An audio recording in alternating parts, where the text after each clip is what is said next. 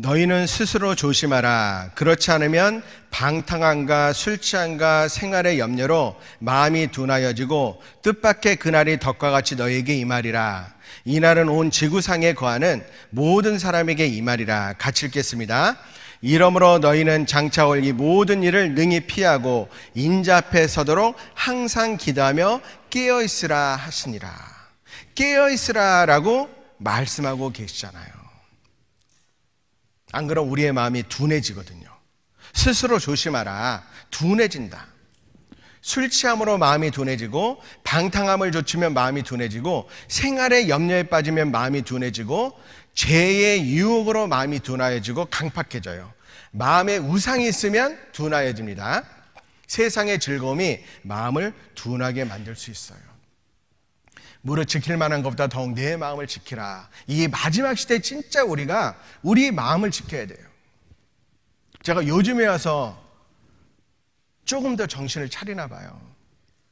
너무 죄송한 말씀인데 그 이유를 보니까요, 조그만 틈이라도 허용하면 안 되더라고요. 이 시대는.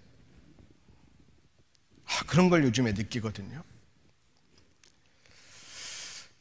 만물의 마지막에 가까웠으니 그러므로 너희는 정신을 차리고 근신하여 기도하라 라고 말씀하고 있어요. 여기 보면 우리의 마음을 둔하게 만드는 것 중에 하나가 방탕함이잖아요. 방탕하면 안 되겠죠.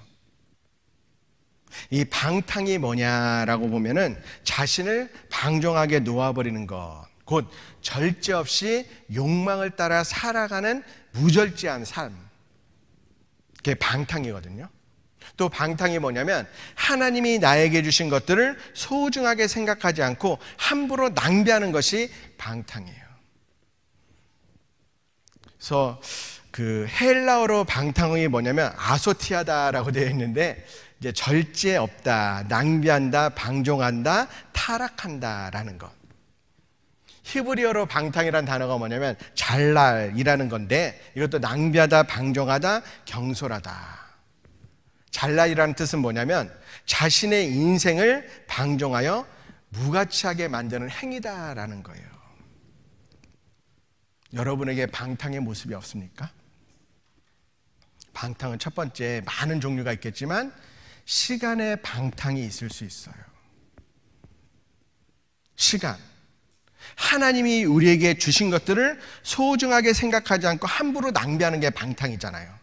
시간은 하나님이 우리에게 주신 소중한 선물입니다. 하지만 많은 사람들이 의미 없이 시간을 보내면서 방탕한 삶을 살아가는 거예요. 목적 없이 하루를 보내는 삶. 아침에 늦게 일어나고 하루 종일 여러 가지 문명 중에 거기에 빠져서 하나님을 생각하지 않고 시간을 허비하는 것. 해야 할 일은 많은데 내일부터 하자, 나중에 하자라고 그런 핑계를 대면서 점점 미루는 삶. 그게 방탕이에요. 게으른 자여, 내가 어느 때까지 누워 있겠느냐, 좀 더 자자, 좀 더 졸자, 손을 모고 좀 더 누워 있자 하며 하는 모습이 방탕이에요. 밤늦게까지 신앙적인 것이 아니고 세상적인 것을 바라보면서 거기에 시간을 낭비하다가 늦게 자는 것도 여러분 방탕입니다. 세월을 아끼라, 때가 악하니라. 우리가 영적 생활을 위한 시간을 소홀히 한다면 그것도 방탕이에요. 게으름, 방탕의 대표적인 것 중에 하나잖아요. 부지런하여 게으르지 말고 열심을 품고 주님을 섬기라 라고 했는데 우리가 게으른 생활이 있다. 방탕이에요. 게으름 중에 가장 무서운 게으름이 뭘까요? 영적 게으름. 우리 있잖아요, 세상 일에는 부지런한데 그렇게 열심인데 신앙적으로 게으른 사람들이 있을 수가 있어요. 우리가 신앙적으로 게을러서 얼마나 많은 사람들이 손해를 보고 있느냐. 다른 세상의 모든 것은 손해보고 살아도 하나님 앞에서 괜찮은데 우리의 신앙은 손해를 보아서는 안 되잖아요. 내가 영적으로 무지하기에 영적으로 게으르기 때문에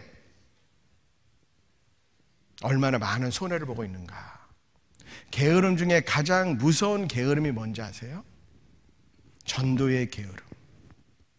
조금 있다 해야지, 좀 안정되면 해야지, 기회가 생기면 해야지.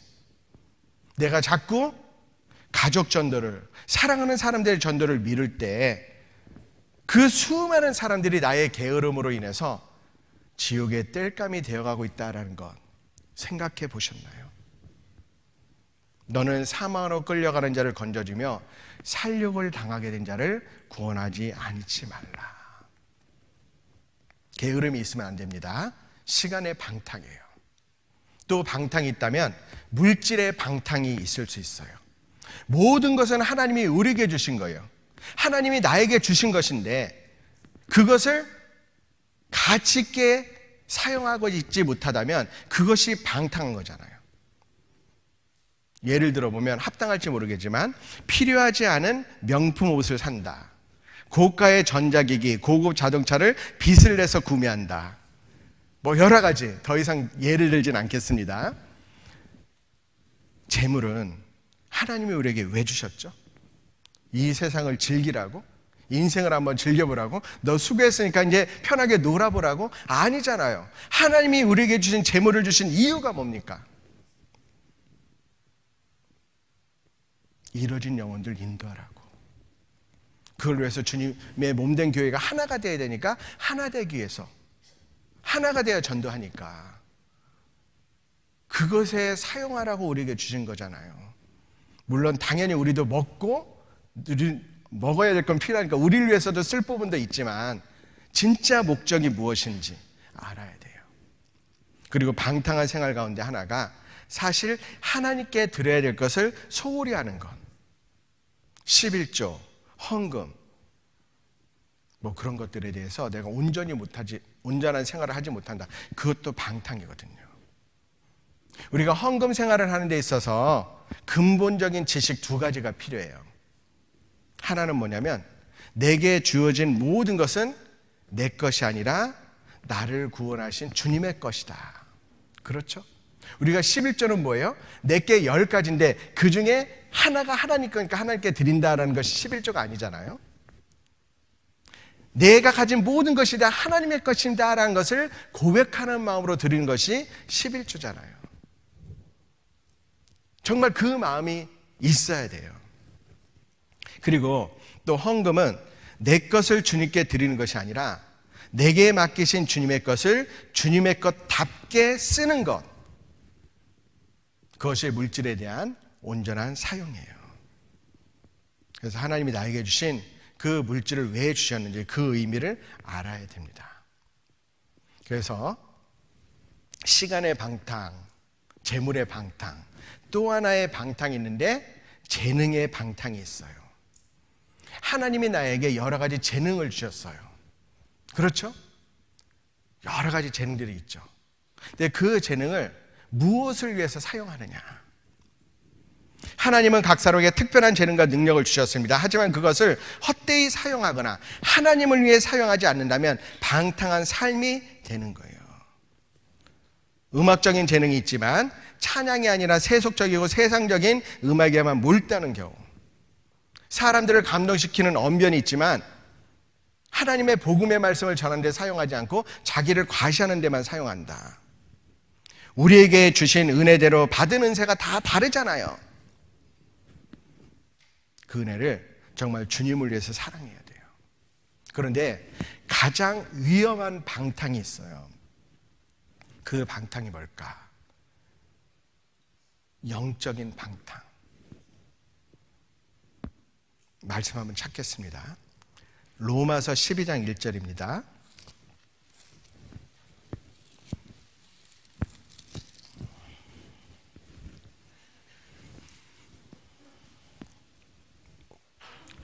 로마서 12장 1절. 그러므로 형제들아, 내가 하나님의 모든 자비하심으로 너희를 권하노니 너희 몸을 하나님이 기뻐하시는 거룩한 산 제사로 드리라. 이는 너희의 드릴 영적 예배니라. 하나님이 우리에게 우리 몸을 왜 주셨나요? 물론 이 몸은 하나님의 것이잖아요. 몸을 주신 이유는 너희 몸을 하나님이 기뻐하시는 거룩한 산 제사로 드리라. 하나님이 우리에게 말씀을 보라고 눈을 주시고, 하나님의 말씀을 들으라고 귀를 주시고, 기도하라고 입을 주시고, 봉사하고 전도하라고 손과 발과 몸을 주셨는데, 말씀과 기도와 교제와 전도를 최우선으로 하지 않는다면 그것이 방탕이 아닐까요? 그 방탕한 삶, 그것이 우리의 마음을 무디게 만들어요. 또 마지막 시대에 있어서 아까 누가복음 말씀에 찾아봤는데 두 번째 우리의 마음을 둔하게 만드는 것이 술 취함이에요. 술 취하는 것. 시간 관계상 짧게 말씀드리겠지만 찾아볼까요? 잠언 23장 23장에 보면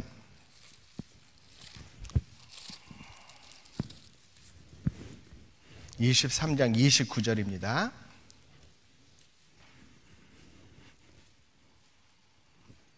자, 재앙이 네게 있느뇨, 근심이 네게 있느뇨, 분쟁이 네게 있느뇨, 원망이 네게 있느뇨, 까닭 없는 창상이 네게 있느뇨, 붉은 눈이 네게 있느뇨, 술에 잠긴 자에게 있고 혼합한 술을 구하러 다니는 자에게 있느니라. 제가 구원받고요, 이 잠언 23장 말씀을 딱 읽으면서 야, 진짜 기가 막히게 표현하셨다. 왜냐하면 구원받기 전에 제가 술을 많이 마셨거든요. 이거 다 경험했거든요. 누가 막 때려도 진짜 안 아파요. 몸이 붕붕 떠다녀요. 그런데 이 술에 취하는 것, 이것이 진짜 무서운 거거든요. 술 취함, 술에 취하면 하나님의 일을 하지 못해요. 우리의 마음이 둔해져요. 우리 지역교회에 이렇게 구치소에서 근무하시는 형제님이 계신데 그 구치소가 살인범을 모아놓은 그런 구치소예요. 근데 그 살인범들하고 이런저런 얘기를 할 수 있는 기회가 많은데 어떻게 사람을 죽였냐라고 물어보면, 죽일 수 있었냐고 물어보면 거의 다 술 취해서 알코올의 영향 때문에 사람을 죽였다. 술 취하면 안 돼요. 술이 뭐죠? 세상의 쾌락을 말하는 거예요. 우리가 세상의 쾌락 가운데 취하면 마음이 둔해질 수밖에 없어요. 또 세 번째가 나오는데 누가복음 말씀에 보면 시간 관계상 찾지는 않겠습니다. 누가복음 말씀에 보면 세 번째 우리의 마음을 둔하게 만드는 게 생활의 염려거든요. 구원받았죠. 하나님 믿죠. 하나님의 자녀 맞죠. 그런데 왜 생활의 염려를 하십니까? 하나님이 우리 아버지가 되는데, 우리 아버지 진짜 가쁜데, 그쵸? 마태복음 6장 31절입니다.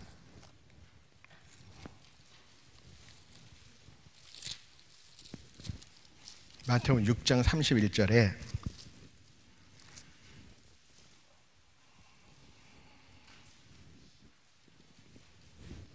우리에게 권고하시잖아요. 그러므로 염려하여 이르기를 무엇을 먹을까, 무엇을 마실까, 무엇을 입을까 하지 말라. 이는 다 이방인들이 구하는 것이라. 너희 천부께서 이 모든 것이 너에게 있을 줄 아시느니라. 같이 읽겠습니다.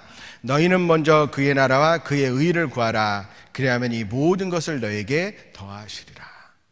생활의 염려, 무엇을 먹을까, 무엇을 마실까, 무엇을 입을까 염려하지 말아라. 그 염려를 다 극복할 수 있는 방법을 우리에게 가르쳐 주셨잖아요. 그게 뭐예요? 너희는 먼저 그의 나라와 그의 의를 구하라. 그러면 이 모든 것을 너에게 더하시리라. 그렇죠? 이것은 하나님의 신앙의 법칙이잖아요. 우리가 먼저 그의 나라와 그의 의를 위해서 산다면 하나님이 다 도와주시고 책임져 주실 거예요. 여러분, 그 자연의 법칙이 있죠. 자연의 법칙 잘 아시죠? 자연의 법칙 때문에 고민하고 계신 분이 있으신가요? 자연의 법칙 잘 아시죠? 여쭤볼까요? 봄 다음에, 여름 다음에, 가을 다음에, 겨울 다음에 잘 아시잖아요. 태양은 어느 쪽에서 떠요? 어려운 거. 내일 태양 어느 쪽에서 떠요? 1년 후에 태양 어느 쪽에서 떠요? 그런데 내일 태양이 서쪽에서 뜨면 어떡하나라고 고민하는 사람이 있다면 그런 사람 뭐예요? 두 글자로? 네, 저 얘기 안 했어요. 어리석은 사람. 근데 그보다 더 어리석은 사람이 뭐예요? 구원받은 그리스도인인데 하나님의 자녀인데 무엇을 먹을까, 무엇을 마실까, 무엇을 입을까라고 염려한다면 더 어려운 사람이에요. 너희는 먼저 그의 나라와 그의 의를 구하라. 그러면 이 모든 것을 너에게 더하시리라 라고 말씀하고 있잖아요. 하나님이 우리의 필요한 모든 것을 다 아셔요. 나의 하나님이 그리스도 예수 안에서 영광 가운데 그 풍성한 대로 너희 모든 쓸 것을 채우신다. 그의 신기한 능력으로 생명과 건강에 속한 모든 것을 우리에게 주신다라고 말씀하고 계시잖아요. 아무것도 염려하지 말고 오직 모든 일에 기도와 간구로 너희 구할 것을 감사함으로 하나님께 아뢰라. 그리하면 모든 지각에 뛰어난 하나님의 평강이 그리스도 예수 안에서 너희 마음과 생각을 지키시리라. 마지막 시대에 깨어있는 모습이 뭐죠? 방탕하면 안 됩니다. 그렇죠? 생활에 염려가 있으면 안 돼요. 그리고 또 하나 뭐였죠? 까먹으셨군요. 술 취하면 안 돼요. 세상의 쾌락에 취하면 안 돼요. 너희는 스스로 조심하라. 그렇지 않으면 방탕함과 술 취함과 생활의 염려로 마음이 둔하여지고 뜻밖의 그날이 덕과 같이 너희에게 임하리라.